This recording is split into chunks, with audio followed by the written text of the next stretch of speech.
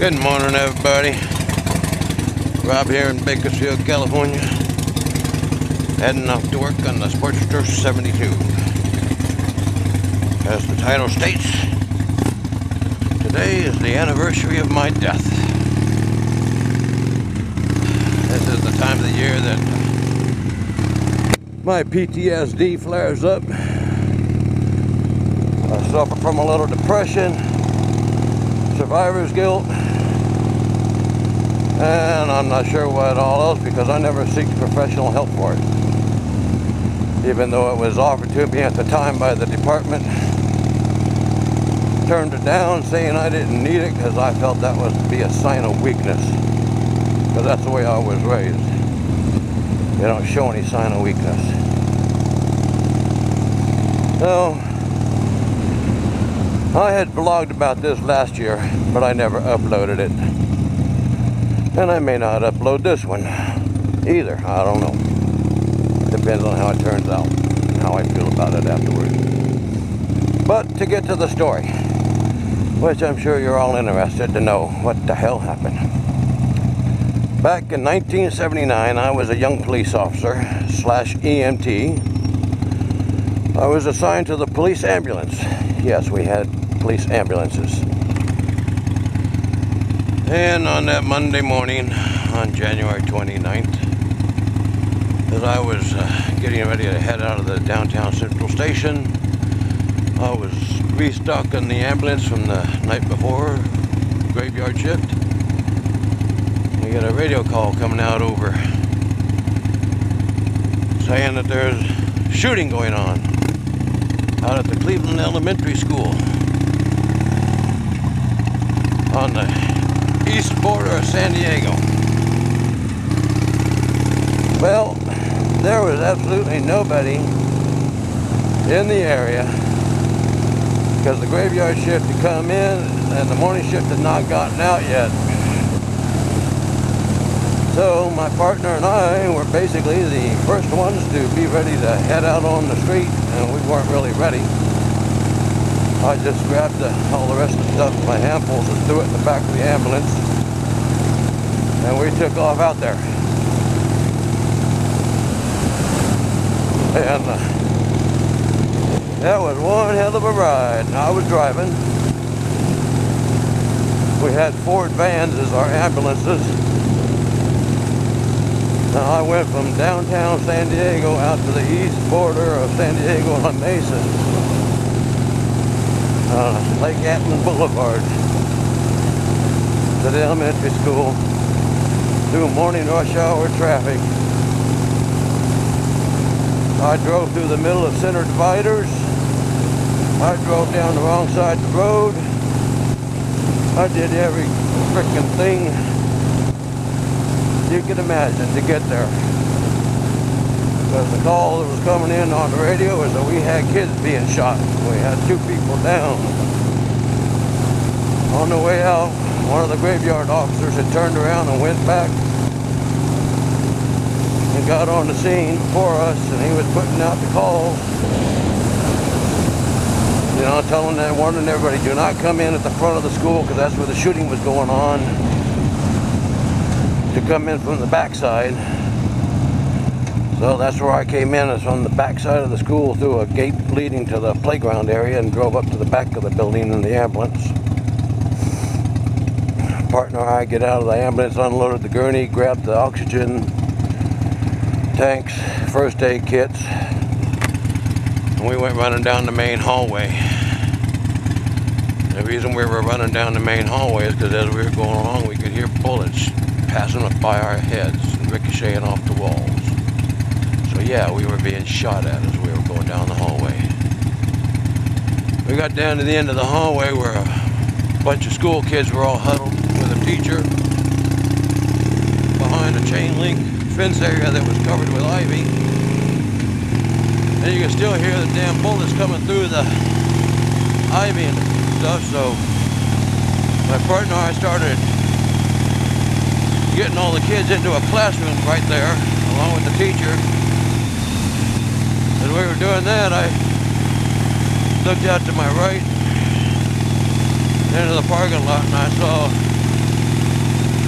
two adult males laying on the ground, not moving. And I saw that police officer laying out there in the middle of the ground, not moving.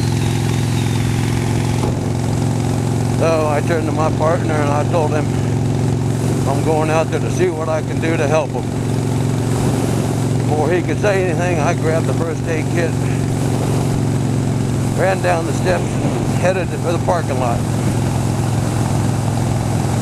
There was a little planter area there with a big tree in it, and that's where I was going to go. But it just so happened at the same time I was heading for that tree, a female officer who had arrived on the scene from the other side was heading for that same tree. There was only room for one of us. So I let her have the tree. And I just dove for cover down on the ground. And as I hit the ground, my first aid kit busted open. Everything went flying everywhere. And then there was a lull in the shooting. My guess is that that was when the shooter was reloading. So during that lull in the shooting, I started rolling back and forth between the two civilian adult males laying in the lot there, checking their wounds. They had several gunshot wounds in the chest. The officer laying in the next to him there said, you know, that he was fine, he wasn't hurt, so I didn't have to worry about him. And as I was rolling back and forth between the two guys, checking their wounds the first time around, and then I started picking stuff up out of the plants there in the area that had spilled out of the first aid kit. I was looking for chest wound sealers. I was going to slap them on, and getting ready to slap one on one of the guys when that fateful shot happened. I got hit right in the right side of the neck. At the time I didn't know it, I thought I'd just been grazed. But in actuality the bullet had gone into my neck, nicked my carotid artery, bounced off my shoulder blade, and lodged against my 5th thoracic vertebrae. Well, it took me a few seconds, but I shook it off.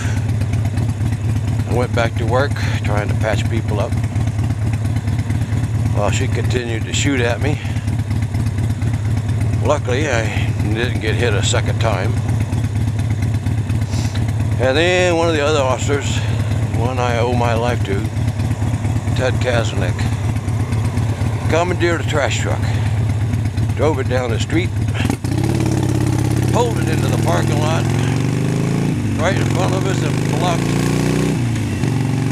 off her shooting range, aim of fire, whatever. So I got up, went back up the stairs, grabbed the gurney. My partner and I brought the gurney down. We loaded one of the victims up on our gurney, strapped him down. I grabbed what was left of my first aid kit. And there was another officer there. He grabbed the oxygen bottle. We started going up the steps leading to that hallway. She started shooting again because there was a little opening there where she could see us. And as we were going up the steps, my right arm gave out on me and I dropped my end of the gurney. Luckily, I caught the gurney with the belt buckle of my gun belt, so he didn't fall all the way down. I told the guy next to me that was carrying the oxygen bottle that my arm went dead, I couldn't make it up the steps, so he grabbed that side and helped me get it up the steps. All three of us, my partner, that officer, and I don't even know who that officer's name was, damn it. And I took off running down that hallway with our victim on the gurney. Got back to the ambulance. I loaded him in, shut the doors, I got 3 steps around the side of the van heading for the driver's side door and collapsed. And my partner and that other officer picked me up and loaded me into the back of the van with the victim. My partner jumped in the driver's seat and the other officer jumped in the back with me, and off to Alvarado Hospital we went. And a couple blocks before getting to Alvarado, we had to start CPR on our victim, so I'm sitting there doing CPR on the guy. And with the help of the other officer, I was doing the chest compressions. He was doing the airbag. We roll in. Doctors were there ready for us. How they were ready, I don't know. Doors flew open. They grabbed him, pulled him out, continued CPR, and rolled him off in there. The other officer helped me out of the back of the ambulance, and we come walking in there, and they told him I'd been shot also, so they grabbed me and put me down on a table and started cutting my uniform off. I fought with them, told them, yeah, cutting that off, because it cost like $40 for a damn uniform shirt, $50 for a pair of pants. And I was not about to give up my gun belt with my gun and my radio. So they went ahead and left me there and let me take my clothes off myself and everything. Sergeant finally showed up. He took control of my gun belt and radio for me, which that was okay. I was going to let him do that. And I guess they gave me a shot of something because I went to sleep after that. And next thing I remember is having, I guess you call it a dream, a vision, whatever the hell you want to call it. But anyways, for lack of better terms, my soul was floating about 6 feet above my body, looking down at me laying on that table in the ER. And there's all kinds of alarms going off. And I had 2 nurses and a doctor there running around. And just above my head was like a fog bank. And this fog bank is all these like energy circles. People, souls, you could tell they were talking, male and female, and they kind of had faces, but you really couldn't tell. They weren't talking to me though, they were talking amongst themselves, wanting to know, does anybody know who he is? Who is he? Is he related to anybody? So everybody there is wanting to know who I am. Then out of the background, because one of these light orbs, energy source thing comes up, and a big male booming voice says, "What are you doing here? You're not supposed to be here yet. You still got important things to do. You've got to go back." And right at that second, the doctor zapped me back to life. And my soul went flying back into my body. I jerked up on the table, wanting to know what the hell happened, what's going on. The doctor told me to calm down, relax, lay down, you're okay. Go back to sleep. And that's what I did. I laid down and went back to sleep. Next morning I wake up in the ICU, the doctor comes in, tells me I'm a lucky guy. He thought sure he had lost me last night. I had died and my heart had stopped. They weren't sure they were going to get me back. Well, I had to go see cardiologists, specialists, and all kinds of crap for like the next 6 months after that. Do all kinds of tests and everything. They never could find anything wrong with me. Never could find out why that happened. So, I guess that's, you can take from that what you want.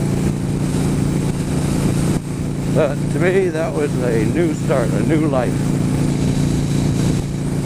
And I don't necessarily fear death because I know where I'm going when I do die. I am not a religious person anymore, and I wasn't then. I don't know if that was God. I don't know if that was heaven. I don't care. You can take from it what you want. All I know is I had something important to do in my life. And later on, I met my future wife. We got married. We had our son, raised our son. And at the time, I thought, well, that must be what the important thing I had to do in life. Was to find my wife, get married, have my son to carry on the family name. But now I'm hoping that's not what the important thing is I had to do, because that's already done. And if that's it, then that means my time could be up any time. And I'm enjoying life too much for at the end. So anyways, that's pretty much it on the shooting. There's all kinds of crap on the internet and on TV. I had people wanting to interview me for years and years and years, and I would never give an interview. I finally broke down a few years back and agreed to do an interview with a British TV company was making a documentary. I don't know why I agreed to do it, but I did. And anyways, they chopped it all up and butchered it all up, and I'm not really happy with the way my part turned out in it. It kind of makes me out to look like I'm just a bitter ex-cop. And that's not me, really. I'm not really bitter. I don't think I am, anyway. I try not to be. So, she ended up killing the principal and the custodian. She wounded 8 children.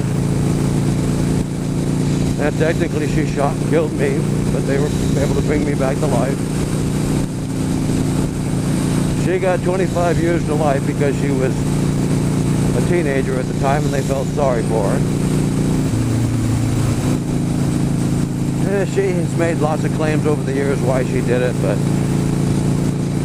I think probably the most accurate thing was that she was just your basic dumbass teenager, drug abuser that wanted to be famous, infamous, and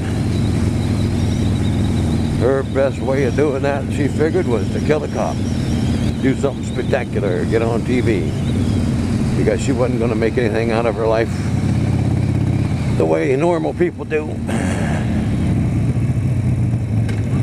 So that's about all I'm going to go into about the shooting. I'm not going to go into any more of the horrific details or anything. If you guys are interested, you can Google it.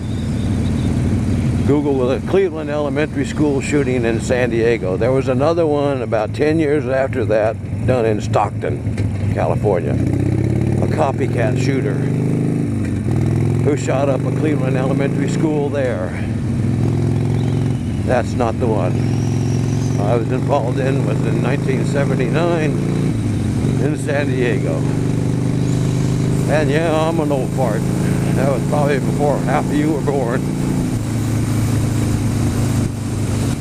Anyways, I continued working after getting shot. I got patched up good enough and talked the doctors into certifying me to go back to duty, and I was able to actually go back to the streets and work as a patrolman for a few more years after that. But I finally ended up damaging 4 discs in my lower back and several other incidences as the years went on, and it eventually got to the point to where the doctors would no longer certify me to go back out on the street. And the city decided it was cheaper to retire me than it was to keep repairing me. So that was that. My career ended, and I have spent a lifetime in pain. But on the good side of that was I was able to be a stay-at-home dad and raise my son, which not very many dads get to do.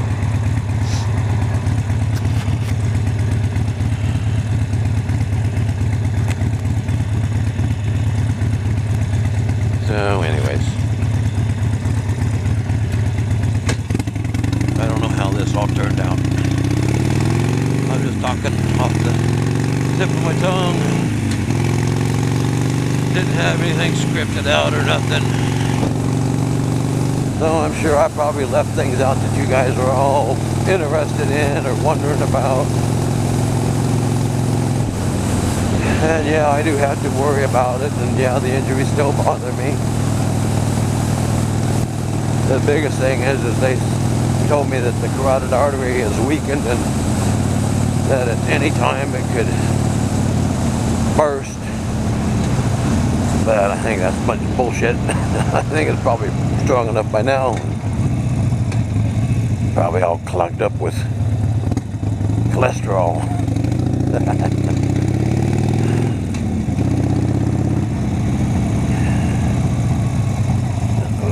Okay, well, I made it to work safe and sound.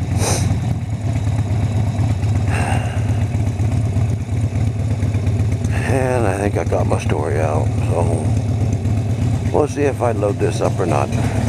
Anyways, you guys take care. See you next time. Bye-bye.